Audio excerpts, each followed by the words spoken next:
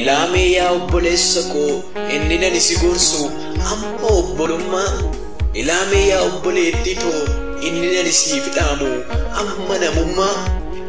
Sigaa jiraachuun fedha foonitti deebii obboleessa koo maaloo gara gooftaatti.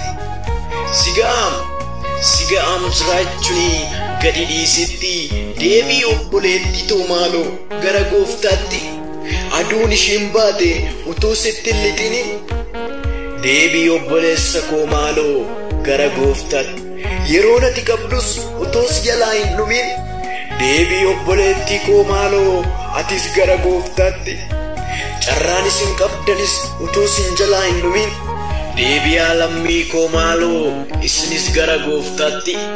Arra duutee boru duutee maalitti beektaree silaatoo nama fooniti. Deebii obboleessa koo maaloo atis gara gooftaatti. Yesuus har'a dhufee boru dhufee maalitti beektaree silaa dhufaatiin isaa akka hattuutti.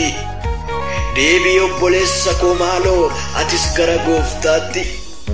Osoo yeroo qabnu osoo guyyaa qabnu maaliifin itti qoosnaree silaa dhimmichoo dhimma lubbuuti. Deebi'aa lammii koo maaloo adaraa keessan ammayyuu gara gooftaatti.